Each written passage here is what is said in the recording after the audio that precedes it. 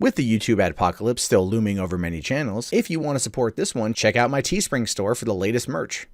Hey, what's going on, everyone? My name is Matt Jarbo. This is the Mundane Matt channel, and when I was growing up, all I heard from like 1st grade through 12th was, you gotta start thinking about college. These are things you've gotta do. Because, that's the general idea, right? You do your time, you do your 12 years in public education, and then you leave for greener pastures, 4 years of partying and sex at college. At least that's what movies have taught me ever since the 1980s. Of course, as we know, in reality, that's not true. But what is true is that colleges these days, universities, public universities that receive public funding are restricting things students can do that have no real impact on anything. And this is, everything's a bias. Now you can get in trouble at Portland University if you say the wrong thing or someone interprets it the wrong way. They can go to the bias investigation team or whatever the hell they're called, and they will conduct an investigation into you for wrongthink. And here we're seeing a public university prohibiting harsh text messages as well as rumors and embarrassing pictures. Now listen, I understand the concept behind this. Don't get me wrong. I'm not a complete asshole. I get the concept. I just think you're not going to be able to do it. And once you make it taboo, once you make it off limits, the human condition tells us that this is what people then want. Once it's taboo, they crave it even more. So all you're going to do by doing this is make more people want to be dicks because it's spicy, right? It's dangerous. You get in trouble for it. This is only going to blow up in your face. But let's find out more before we come to a complete conclusion. So it says here that as part of its code of conduct, public university in Alabama prohibits its students from sending harsh text messages, a policy that has earned it the worst possible rating from a campus free speech watchdog group, which is one I completely agree with. If you have a university that's like, okay, everyone, we need you to listen up here, okay? Please don't send mean messages, okay? Harsh text messages are only going to hurt people's faces, okay? So you can't do that, okay? Pardon my horrible accent, but it works. The University of West Alabama's cyberbullying and cyber harassment policy defines harassment as conduct that disrupts the educational environment of the university.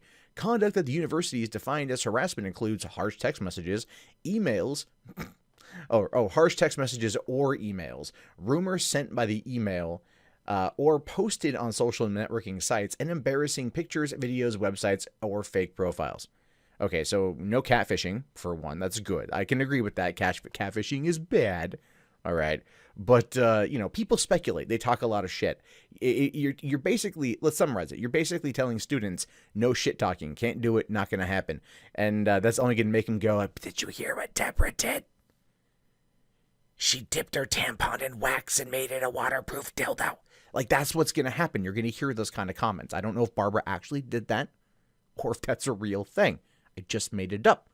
But you don't know that till I told you. Some girl named Barbara could have done that. And that's my right to speculate. If I was on the University of West Alabama's campus, it's entirely possible that could have gotten me ejected. Now, the policy provides several examples of instances where social media can cause harm to the university or member of the UWA community, though no example includes harsh text messages or rumors.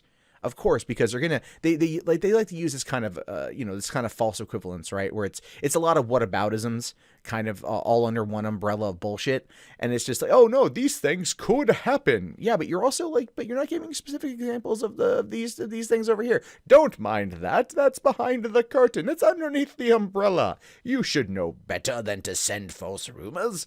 Of course, people should know better, but people are fallible and they're dicks. They're dicks, oftentimes very, very, very dickish. And as a result of that, people do say these kind of things. I'm a YouTuber, trust me. People make more crap about me than you could possibly ever imagine. There are rumors out there about me that are just like, seriously? Like, that's wow. And people believe it. It's, you can't stop it. So trying to ban it and make it taboo, make it a dangerous act is only going to hurt you in the long run. Now, the college fix reached out to repeatedly to university officials to learn more about the policy, including whether any student had been sanctioned by the school for sending a harsh text message. The school's public relations department did not respond, nor did its vice president of student affairs. Of course they didn't, because they don't ever want to actually own up to things that they're trying to regulate, right? And let's be realistic here. Who sends the most catty text messages? All right. If you want to take an honest look at yourself or an honest look at the problem, you'd probably be like, this is going to impact women over men. It's probably. People like to gossip, but I think we know. And I'm just saying this is based on my personal experience. Don't know what yours is. Don't want to put words in your mouth. But in my personal experience, man, women are catty as hell. All right, dudes do it too, don't get me wrong, but it's like it always seems worse when it comes to a gaggle of girls. Now, Robert Upchurch, listed as a contact for the school's cyber harassment policy, also did not respond to a request for comment. Of course they didn't, right? Of course. When you outlaw something, you don't want to back up why you outlawed it. That would make sense. Now, the school's speech policy garnered the lowest possible rating from the campus civil rights advocacy group, the Foundation for Individual Rights in Education. Damn, that's pretty bad. And honestly, more people need to know about this. I think if your free speech is you're like, okay, if you're let's look at it like this. This is a public university, so they receive public funding, which means like this is very draconian. If this was a private university, I'd have a different take on it because it's a privately funded university. If you are a public space or a public accommodation, so to speak, you cannot restrict these sort of things. Like that's just like, no. But again, I just want to kind of make that point. It says here that West Alabama's cyberbullying and cyber harassment policy statement earns FIRE's worst red light rating because it's a clear and substantial restriction of constitutionally protected expression, says Laura Beltz, a policy reform programmer. She goes on to say that online messages do not lose First Amendment protection simply because they're subjectively viewed as harsh, embarrassing, or as an unverified rumor. For example, a single tweet that criticizes a university administration would be punishable under this policy, but would typically be protected by the First Amendment. And here's one of the biggest problems that we've kind of come to in this particular regard. The First Amendment is one thing that when somebody wants to argue against it, right, or argue against like censorship, or argue for censorship, they tend to hide behind, well, this isn't the government censoring you, which is the entire point of free speech, that the government won't censor you. This is entirely different. That's their general go-to argument when they don't have anything better to say, period.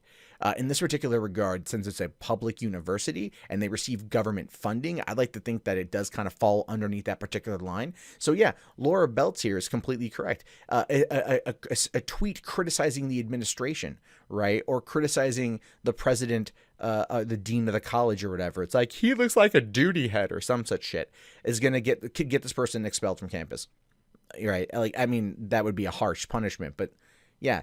That's where things are going. It's like, are you so worried about people saying mean things that you just don't teach the motto, sticks and stones might break my bones, but words will never hurt me? I'm sorry, we were saying that shit since I was in like the first damn grade. And don't get me wrong. I'm not gonna lie. Sometimes words, man, they sting. People say some pretty mean stuff every once in a while, and it's like, damn, that's harsh, that's cold-blooded, and I'm sure I've done it too. Oh, I know I've done it too. But, you know, at the same time, you have to kind of walk away from that exchange and just go like, that's their opinion, all right? That is not necessarily inherently a fact. That's their opinion, and they can have it. It sucks, but that's just the world we live in. So, I mean, there's that. But when you start actively trying to silence this crap, that's when it becomes super problematic, and I think everyone should know about this. And I think a case where this, you know, University of West Alabama tried to go after these students for being critical of the campus could definitely go to the Supreme Court. Now, it says here, the foundation said that the policy should be revised to provide a definition of cyberbullying and cyber harassment that tracks a Supreme Court standard for peer harassment in the educational setting, which is entirely accurate.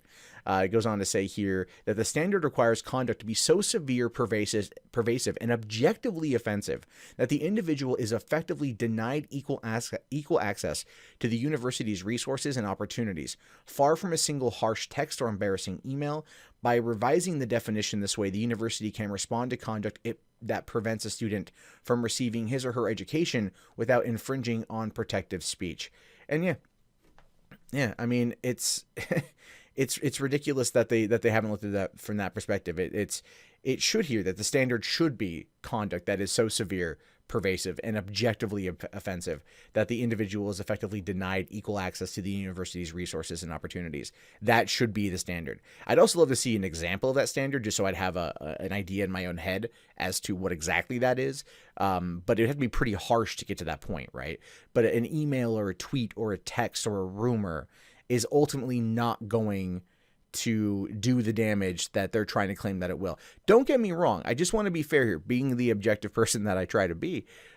Words suck and rumors suck and people make up crap all the time. And, you know, oftentimes most people don't tend to do the follow-up research on something. And so the first impression is always like, you know, what they kind of go with. Like, there are people out there that believe things about me that have been provably like false, and they still like throw it in my face every once in a while. And I'm just like, okay, you could at least do like 2 seconds of research on this one. But because they don't, I mean, like, I can't sit there and take them to court because they didn't do the research. Like, it doesn't make any sense. So in this regard, this university is completely overstepping the guidelines or the bounds of free speech and free expression in the First Amendment, and I hope they get smacked the hell down for it. But I want to know what you guys have to say about this. Is this completely an overstep? Is this just more campus craziness? Do you think that they're within the right to try to do this to protect the feelings of the students, therefore to not get distracted from having an education? I mean, there are factors as to why they chose to do this, and I think a lot of it is that distraction, or that, you know, suicide rates are up 28% over the course of the last 28 years. I mean, or 20 years, you know, there's factors here, and I'm curious to know what you guys think. So let me know in the comments below. If you haven't already, thumbs up the video, subscribe to the channel, and check me out every day for new content. If you want to support, Patreon is a great way, or Teespring's another good way. And I'll talk to you guys later. Have yourself a great day, and peace out.